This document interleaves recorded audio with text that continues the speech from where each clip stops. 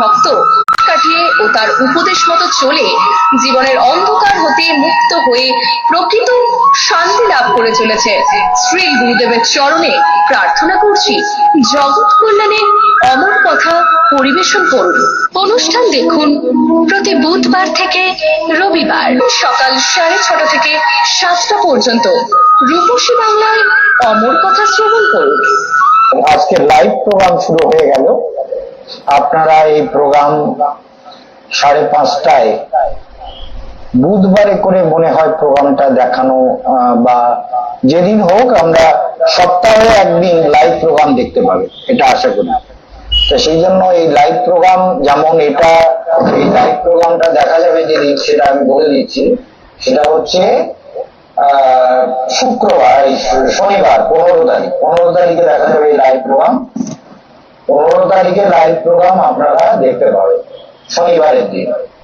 Live programme যদি শনিবারে দেখতে পান, সেটা আপনাদের অসুবিধা, ছুটির দিন আছে। আর ফোন করে আপনারা যারা লাইনে চলে তারা চেষ্টা করবেন।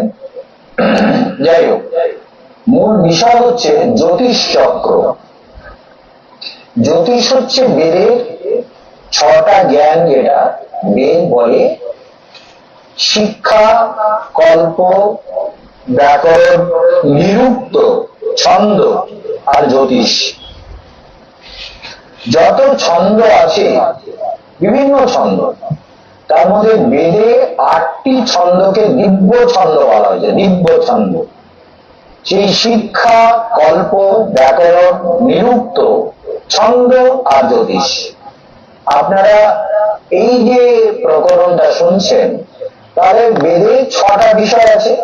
তাহলে জ্যোতিষ মানে হচ্ছে জ্যোতিষমতি প্রজ্ঞা। প্রজ্ঞা শব্দের অর্থ জ্ঞান, অর্থাৎ যার দ্বারা আমাদের জ্যোতিষমতি মানে আমাদের জ্ঞানটা আলোকপ্রাপ্ত। আমরা যেমন ভাগ্য বিচার করলে বলে দেওয়া যায় এই সময়টার লোকটার কেমন যাবে। যদি গ্রহের প্রতিকার, সাধুর উপদেশ, মন্ত্র জপ, ধ্যান করে, তাহলে কিছুটা 80% বদলে দেওয়া যায়। কিন্তু এই নয় যে একটা লোকের ভাগ্যকে 100% বদলে দেওয়া যাবে, এই কিন্তু কোনো প্রকারই সম্ভব নয়। সেই জন্য মনে রাখবেন, যারা ফোন করবেন তারা ফোনে চলে আসুন। আপনাদের ভাগ্য বিচার ডাইরেক্ট, আমরা এখানে পুরো কম্পিউটার নিয়ে বসে আছি আপনাদের সব বলে দেওয়ার জন্য। তো আপনারা সেভাবে চেষ্টা করুন যাতে লাইনে চলে আসতে পারেন। ওই যে 033-255-8421 এই নাম্বারগুলো তো দেখতে পাচ্ছেন। 033-2533-5454 এই নাম্বারে, যে কোনো নাম্বারে ফোন করে আপনাদের জন্ম তারিখ, সময় দিলে আমরা ভাগ্য বিচার করে দেবো। যেহেতু লাইভ প্রোগ্রাম হচ্ছে, দেখতে পাচ্ছেন তো, সেই জন্য মনে রাখতে হবে। হ্যাঁ, সেই জন্য বলছি যে নিরুক্ত, ছন্দ এবং জ্যোতিষ। হ্যালো, কে বলছেন বলুন। নমস্কার, কে আপনি? চাকদা? আচ্ছা, চাকদা, বলুন। হ্যাঁ, জন্ম তারিখ? হচ্ছে 21শে অক্টোবর 1997। 21শে অক্টোবর 1997। হ্যাঁ, সময়? সময় হচ্ছে 2:40। 2:40। জন্মস্থান? জন্মস্থান হচ্ছে রানাঘাটে। রানাঘাট? আচ্ছা, তাহলে রানাঘাট আমরা দেখি। রানাঘাটটাই দিলে ভালো হবে। রানাঘাট, ঠিক আছে। আমরা দেখতে পাচ্ছি ভাগ্য বিচারে যেগুলো এসছে, সেটা হচ্ছে তোমার জন্মবার হচ্ছে তোমার মঙ্গলবার, তাই তো? মঙ্গলবারে জন্ম। আর লগ্ন হচ্ছে কুম্ভ লগ্ন, রাশি হলো মিথুন রাশি আর কুম্ভ লগ্ন, আর নক্ষত্র হচ্ছে আদ্রা নক্ষত্র এবং নরগণ, তাই তো? জানো তো এগুলো? আচ্ছা, এবারে তোমার ভাগ্য বিচার ছক কি বলছে দেখা যাক। ভাবচক্র অনুযায়ী বা কি বলে। ভাবচক্রটা না এলে সমস্ত বিচারগুলো ঠিক মতো মিলবে না। তো ভাবচক্রে দেখতে পাচ্ছি কি চেঞ্জ হলো, দেখো। নিজের ছকটাকে বুঝে নিও, কারণ তোমার মিথুন রাশির জাতকের এমনি মনটা একটু দুর্বল হয়, এটা কিন্তু খেয়াল রাখতে হবে। আর আরেকটা কথা, তোমার মধ্যে একটু বাণী দোষ আছে, কথার মধ্যে মধুরতাটা কম, কথাটা বুঝতে পেরেছো? লগ্নপতি ধনস্থানে, হ্যাঁ বলছো না তো? কথার মধ্যে মধুরতা কম, মানে বাণী দোষ বলে এটাকে, মানে রুক্ষ কথা বলা, এটা একটা টেন্ডেন্সি আছে। আর একটা হচ্ছে মনটা কিন্তু ভালো কিন্তু দুর্বল, মানে একটা ডুয়াল মেন্টালিটি কাজ করে, সবসময় মনের মধ্যে একটা দ্বন্দ্ব কাজ করে, এটা করবো কি করবো না, এরকম একটা কনফিউশন ভেতরে থাকে। এদিকে তুমি তো বিয়ে করেছো কি করনি বলে? বিয়েটা কিন্তু বিরাট প্রবলেম।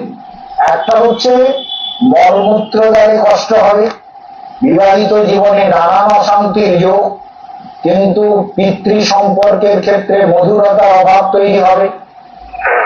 পিতার সঙ্গে সম্পর্ক মধুর আছে? রাইট, তাহলে বুঝতে পারছো পিতৃ সম্পর্ক ভালো থাকবে না, কারণ রবিটা ভালো হয়নি। রবি হচ্ছে পিতৃকারক গ্রহ, যেটা তোমার জীবনকে ডিস্টার্ব করছে। সেই জন্য রবি নানান রকম অসুবিধা তৈরি করবে, পিতৃ সম্পর্কের মধুরতাকে নষ্ট করবে। এবং তোমার বিবাহ স্থানের গ্রহ হচ্ছে রবি, বিবাহিত জীবনকে একেবারে সর্বনাশ করে দেবে। আর বিবাহ স্থানে রাহু বসে আছে, সেই জন্য বিবাহিত জীবনে নানা অশান্তির যোগ দেখতে পাচ্ছি। তবে তুমি কিন্তু এমনিতে ব্যবহারিক জীবনে তুমি খুব ধর্মের শ্রদ্ধাযুক্ত, তীর্থস্থানে ধর্মস্থানে ঈশ্বরের প্রতি তোমার একটা শ্রদ্ধা ভক্তি যথেষ্ট পরিমাণে রয়েছে, ঠিক বলছি? হ্যাঁ, কিন্তু মলমূত্র দ্বারে কষ্ট হবে, নানান রকম ডিস্টারবেন্স হবে, আর চারিত্রিক অধঃপতন হবে, চরিত্র ঠিক ব্যালেন্স রাখতে পারবে না। কর্মস্থানে পাঠ করে নিও, তোমার জীবন পথ কিন্তু মানে বিবাহিত জীবন অত্যন্ত অশুভকর। এখন যে গ্রহ চলছে সেটা হচ্ছে শনি, এই সময় কিন্তু তোমার সময় ভালো চলছে না, বলি ঠিক বলছি? ভালো চলছে না, কারোর সঙ্গে রিলেশন ভালো যাচ্ছে না। টাকা পয়সা হয়তো একদিক থেকে কোনো না কোনো ভাবে কামাই করার চেষ্টা করছো, কিন্তু কাছের লোকগুলোর সঙ্গে যত অশান্তি হচ্ছে, কাছের লোকেরা বাড়ির লোকেরা যেখানে বাস করছো সেই স্থানে নানান রকম ডিস্টারবেন্স, আর এটা চলবে একদম 26শে এপ্রিল পর্যন্ত। তার মানে আগামী প্রায় 2 বছর তোমার সময়টা এরকমই যাবে। এই জন্য আমার কাছে এসো, একটা বিশেষ করে প্রতিকার হলো দেবী মহাশক্তি কবচ করো, কালসর্প কবচ লাগবে না, কিন্তু ঘোড়ার নাল এবং বাস্তু যন্ত্রম বাড়িতে লাগাও। শনিবার করে নিরামিষ খাও, সর্ষে তেল খাবে না। মহারাজের কথা মেনে চলো, প্রতিদিন ধ্যান করো, দেবী দুর্গার ধ্যান করো, যেহেতু তোমার মিথুন রাশি, ধ্যান করো প্রতিদিন, মন্ত্র জপ করো, মনটাকে কন্ট্রোল করো, মুক্ত একটা করো। শুক্র, শনি আর মঙ্গল এদের গার্ড করা দরকার। শুক্র মঙ্গল, শনিকে গার্ড করতেও পারো, এখন শনিকে গার্ড করতে পারো, না হলে চন্দ্রকেও গার্ড করলে ভালো হয়। কিন্তু শনিটাকে ইমিডিয়েট অন্তত নিরাপ করতে তো অনেক টাকা লাগে, আরো যদি একটা এমিথিস্ট করে নাও, ঠিক আছে? অবশ্য রূপে এমিথিস্ট করো, করলে দেখবে অনেকটাই শুভ ফল পাবে, ঠিক আছে? আমি আর কিছু জানতে চাও?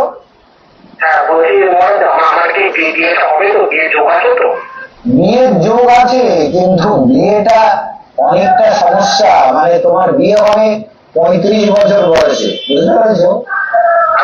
35 বছর যখন বয়স, মানে 95-এ জন্ম তোমার, তাই তো? 97, হ্যাঁ, 3 আর এদিকে ধরো 30, মানে 33 থেকে 35 এই টাইমের মধ্যে বিয়ে হবে। 33 থেকে 35 বছর বয়স যখন হবে, 32 থেকে 35, ধরো 30 তো, হ্যাঁ 33 থেকে 35 এর মধ্যে বিবাহ যোগ। তার আগে বিয়ে হতে গেলে হঠাৎ হতে পারে, সেটা হচ্ছে 26 থেকে 29-এর মধ্যে, সেটা হঠাৎ করে একটা কোনো যোগ এসে যেতে পারে। সেটা আমার কাছে এসো, আমি ছকগুলো তৈরি করে বিচার করে বলে দেবো যে হঠাৎ বিয়ে হলে কবে হবে, সেটাও বলে দেবো, সেটাও লিখে দেবো, এবং সেটা হঠাৎ করে বিবাহ হতে পারে। তবে জটক মিলিয়ে বিচার না করলে, বিচার করে না বিয়ে করলে তোমার বিয়ে কিন্তু টিকবে না, এটা মনে রেখো, ঠিক আছে? কেটে দিলাম, অন্য লোক আসছে লাইনে।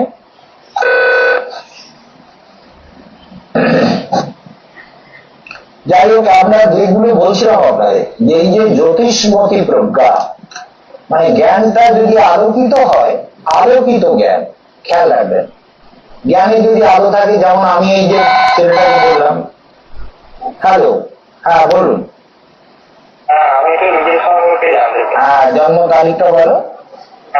26 মার্চ 1994। 26 মার্চ 1993।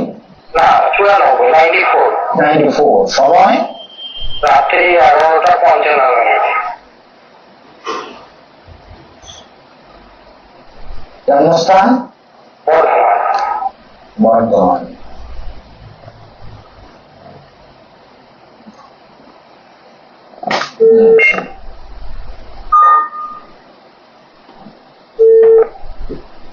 তোমার যে ছক আমরা পাচ্ছি, ভালো করে শুনবে, শনিবারে জন্ম তো? হ্যাঁ শনিবারে জন্ম। তোমার লগ্ন হচ্ছে ধনু লগ্ন, আর কন্যা রাশি, উত্তর ফল্গুনী নক্ষত্র এবং নরগণ, জানো তো এগুলো? আচ্ছা আচ্ছা। ধনু লগ্ন, কন্যা রাশি, লগ্ন, কন্যা রাশি, উত্তর ফল্গুনী নক্ষত্র, নক্ষত্র এবং নরগণ, ঠিক আছে? এখানে আমরা দেখতে পাচ্ছি ভাবচক্রে তোমার গ্রহগুলো একটু চেঞ্জিং পজিশন এসছে, সাফল্যের ক্ষেত্রটা পুরো ডিস্টার্ব দেখাচ্ছে, ভালো করে খেয়াল করো। চিন্তাটা বেশি হবে, মন্ত্রে তন্ত্রে শ্রদ্ধা আছে, আর আমরা দেখতে পাচ্ছি তোমার ছকে শনি মঙ্গল এক জায়গায় বসে আছে, একাধিক অপারেশনের কারণ হতে পারে, একাধিক অপারেশন হতে পারে, এটা খেয়াল রাখবে। এবং বুধ বসে আছে সেখানে, সাফল্যের ক্ষেত্রে বাধা, চিন্তা অনেক বেশি হয়। চৈত্র মাসে তোমার জন্ম, রোগীটা এমনিতেই দুর্বল, চোখের রোগে ভোগাবে এবং চোখের রোগের জন্য নানান সমস্যা তৈরি হবে, মন্ত্রে তন্ত্রে শ্রদ্ধা রাখবে, শত্রু সমস্যায় ভোগাবে। কর্মস্থান কি করো তুমি? আমি প্রাইভেটে কাজ করি, প্রাইভেট। কর্মস্থানটা একটু প্রতিকার গুলো করে নিলে ভালো হয়, বিশেষ করে তোমার রবি হচ্ছে ভাগ্যের অধিপতি, সেই জন্য রবির চুনি একটা পরে নাও, তার জন্য টেনশন যাচ্ছে না, চুনি একটা পরো।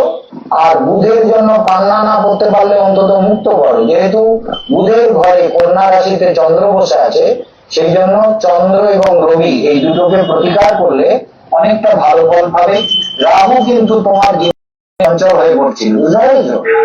এই জন্য এই সময়টা এরকম একটা ব্যাপার গেছে। তবে 14 ঠিক আছে, 15-তে এই যে রাহু গেল, এটা কিন্তু খুব খারাপ সময় গেল, তার মানে 15, 16, 17 জুন পর্যন্ত খুব বাজে টাইম গেছে, বুঝলে তো? নানান মানসিক অশান্তি, ঘুমের বাধা, পড়াশোনাতে বাধা, মানসিক উদ্বেগ, নানান রকম। তার মানে এই সময়টা তোমার জন্য, তোমার যখন বয়স হলো কত, মানে 94 থেকে 2014, মানে 20 বছর বয়স, 20 বছরটা 20, 21, 22 পর্যন্ত ভীষণ বাজে টাইম গেছে, ঠিক বলছি? ঠিক না দেখি? হ্যাঁ ঠিক ঠিক। আচ্ছা, তো এখন সময়টা মনে রাখতে হবে যে রাহুর সঙ্গে বুধ চলছে, সময়টা মোটামুটি ঠিক আছে, চেষ্টা করতে হবে। কি চাও তুমি, কি জানতে চাও বলো? একটু ওই কর্মসংস্থান ব্যাপারে একটু। কর্মস্থানের ব্যাপারে আমি তোমাকে কি, একটা চুনি আর একটা মুক্ত করতে হবে। আর কালসর্প দোষ নেই, কালসর্প দোষ তোমার থাকে আমি পাইনি, সেই জন্য কালসর্প দোষ নেই, কিন্তু রাহুটা তোমার জীবনে প্রচুর ক্ষতিকর, রাহুর টাইমটা তোমাকে ডিস্টার্ব করে যাচ্ছে, সেই জন্য তুমি দেবী মহাশক্তি কবচ করো কিংবা নবগ্রহ কবচ করলে তোমার জীবনের পথ অনেক সুন্দর হবে, সুগম হবে, সেটা অবশ্যই ভালো ফল দেবে। এবং চুনি আর মুক্ত এই দুটো অবশ্যই উঠে করে নাও, তোমার কর্মস্থানও ভালো হবে, ভাগ্যস্থানও ভালো হবে। ঠিক আছে, অন্য লোক লাইনে আসছে, ছেড়ে দিলাম, লাইন কাটলাম, ঠিক আছে? আচ্ছা, তো আমরা দেখতে পাচ্ছি আমাদের জীবন পথ যে গ্রহ নক্ষত্রের দ্বারা পরিচালিত হয়, তাহলে আমাদের জীবনের পথগুলো অনেকটা সুন্দর হয়ে যায়। এইটা মানে আপনার 80% প্রবলেমকে কেশবানন্দ মহারাজ কিন্তু সলভ করে দিতে পারে, 100% পারবো না, সেটা আমার ক্ষমতার বাইরে, দৈবী শক্তির বাইরে, প্রকৃতির নিয়মের বাইরে সবকিছুকে বদলে দেওয়ার ক্ষমতা কারো হয় না। সেটা ভগবান করেন না। ভগবান করতে হয়তো পারেন, হয়তো বলছে এই জন্য যে যেহেতু তিনি করেন না, তার সৃষ্টির যে সৃষ্টির ন্যাচারাল ল, প্রকৃতির যে নিয়ম তিনি তৈরি করেছেন, সেই নিয়মকে তিনি কখনো ভাঙেন না, ভাঙতে চান না, ভাঙতে পারেন না। 20% প্রবলেম সলভ হয়ে যাবে, 20% তোমাকে একটু ভোগ করতে হবে। সেগুলো আপনাদের মনে রাখতে হবে, এবং মনে রাখতে হবে যে প্রতিকারটা 3 প্রকারে হয়, আর কর্মের প্রারব্ধটাও 3 প্রকারে হয়। অর্থাৎ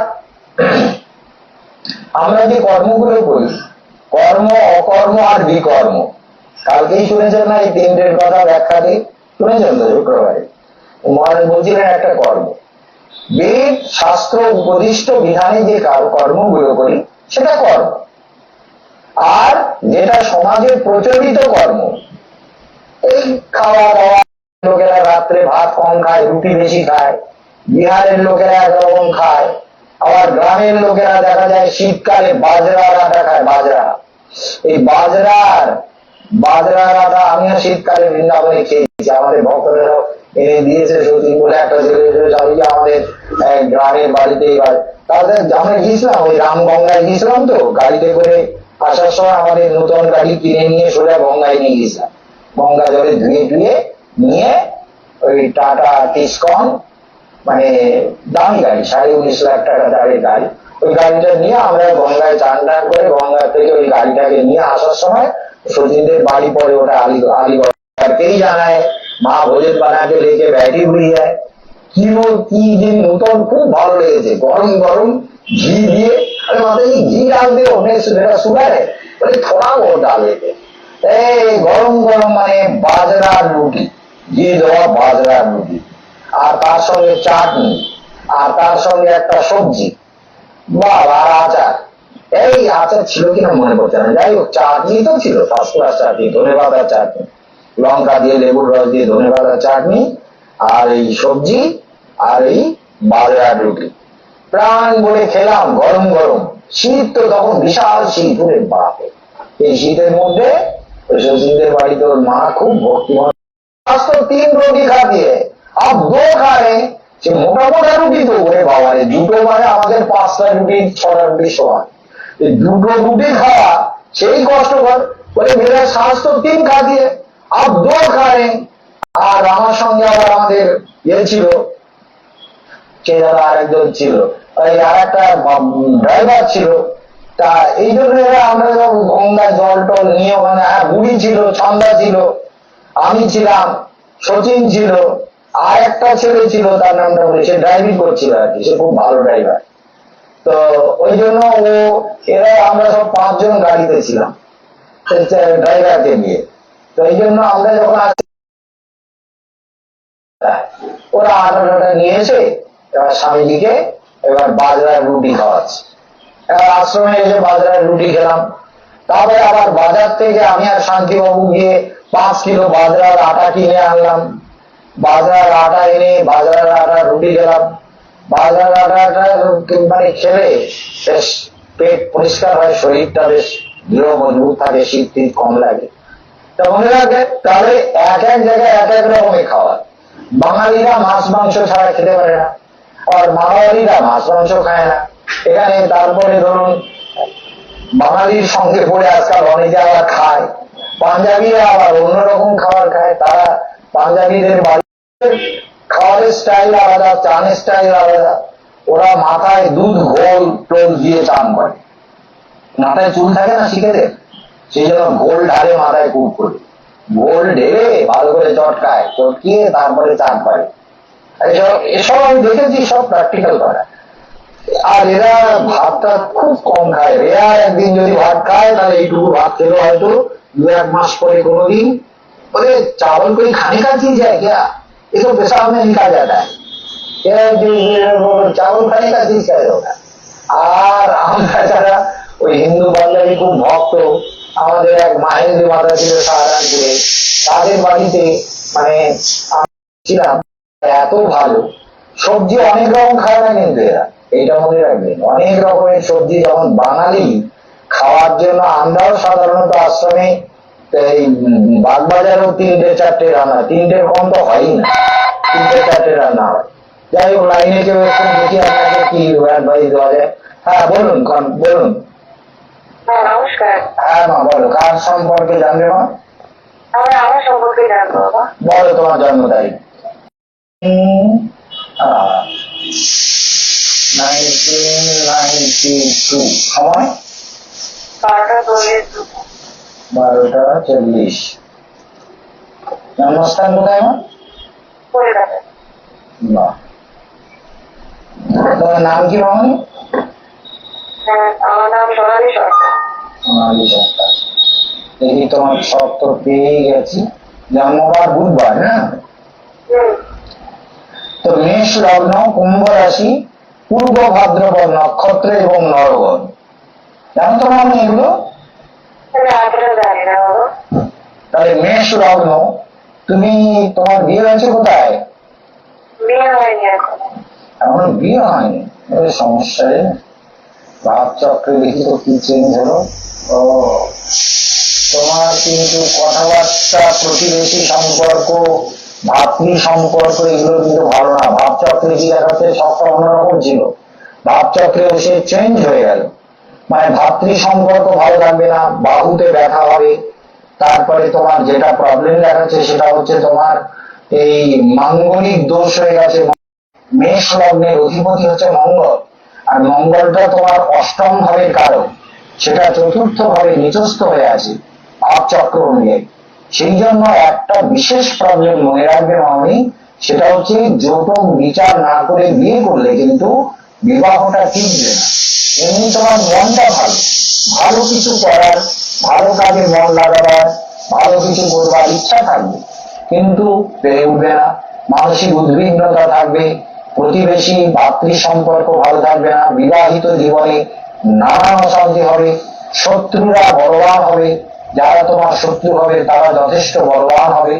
অপরদিকে আমরা দেখতে পাচ্ছি তুমি কিন্তু বেশ বুদ্ধিমতী মেয়ে, এটা একটা দিক।